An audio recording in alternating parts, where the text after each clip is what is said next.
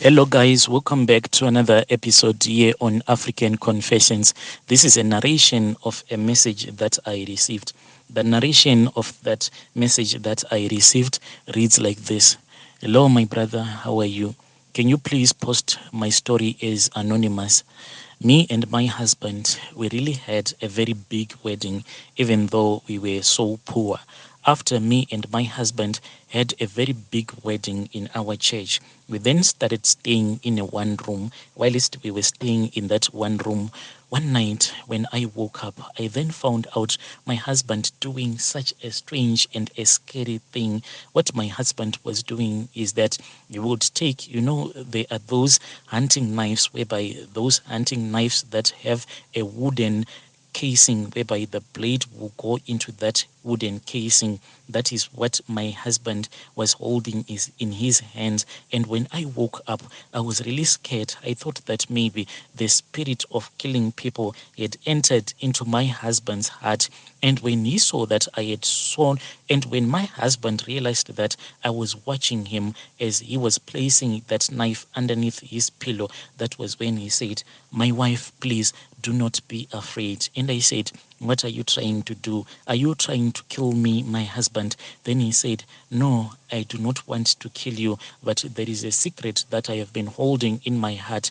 Please, can you accept this secret that I want to give you?" Then I said, "It is okay." I didn't know what kind of a secret it was. So my brother, my husband, started telling me that confession. He said that, "My dear wife, when I saw that I was about to get married to you, I then saw that I was tired of poverty. And I then asked myself, how was I going to take care of you when you become my wife?" That was when I decided to make this blood making rituals. So I was handed this knife. So all these things that you have seen me doing, like removing this knife from its wooden casing and placing it underneath my pillow, it is part of the rituals that I am supposed to perform. And when I am performing this ritual, this knife is getting ready to strike and to stab one of my relatives. And after one of my relatives have died, then I'll start making money. I am tired of being poor, my wife. Are you enjoying being married to a poor man? How am I going to take care of you and the baby? At that time, my brother, I was pregnant, and he then said that, how are we going to take care of our kid? And I also want to be able to take care of your family. Don't you want a husband who will be able to take care of your family? At that time, my brother, my husband had pushed me into a corner. It was either I was going to decide to get divorced from my husband, and I don't want to have a divorce whilst I was pregnant. And the other option was that I had to acknowledge the fact that my husband had done this blood money making rituals, and that is what I chose. I chose the number two option. I then said, "It is okay, my husband. I am going to support you in any kind of a way because I am your wife." Then my husband started telling me how he had performed those rituals and how we were supposed to perform those rituals. My husband then told me that in our lifetime, the money that we are going to be making, that money was not supposed to take care of anyone who was related to him by blood. Yes, as for my relatives, the money could be used to take care of my relatives. I said, "That is fine." We then said that I was the one who was supposed to act as if I was cruel. Right now, as for my husband's relatives, they think that I have a cruel heart because from that day onwards, even though it hurts me a lot, I then started pretending as if I was a daughter-in-law who had a cruel heart. If any of my relatives comes to our place, I'll chase them out, or I'll give them that attitude whereby they will just say, "We are leaving your house because we can see that you do not want us here, and financially we do not support them at all because these are the rules that my husband have to follow." It pains me a lot to see my husband's relatives as they are suffering, but there is nothing that I can do about it.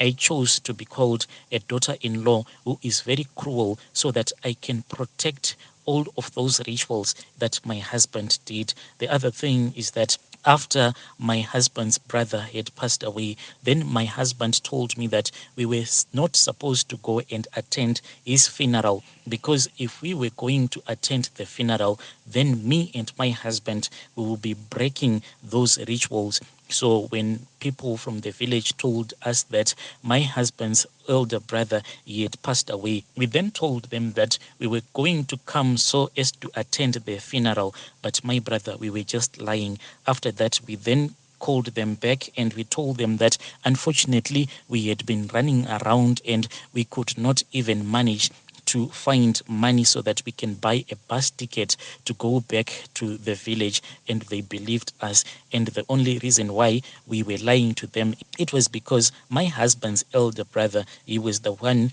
who had been stabbed first by that knife that my husband used to place underneath his pillow. His brother was his first sacrifice, so he could not go there to the village and to attend his funeral. Otherwise, he was going to mess up all of the rituals that he had been performing. So after that, my brother, after his brother had been buried, that was when we started making a lot of money.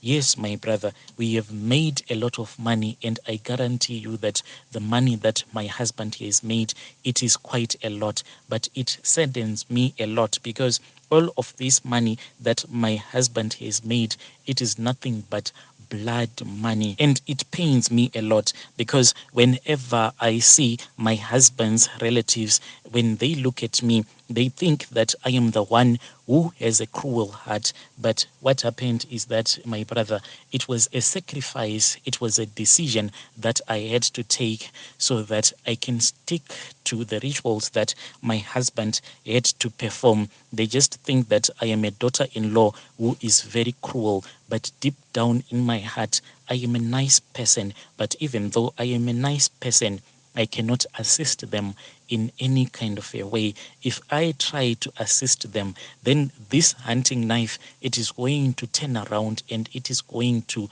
kill all of my children. So, my brother, in that case, what am I supposed to do?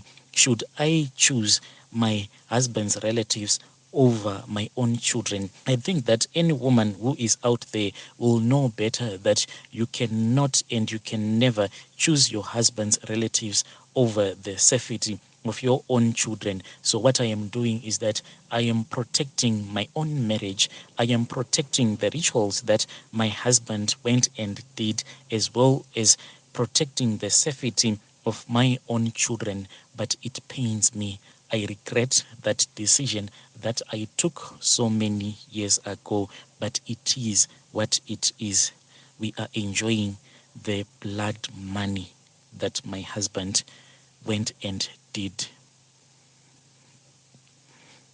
Yo, dear listeners, right there was a message that was sent to me by one of our dear sisters. Indeed, strange things do happen in this world.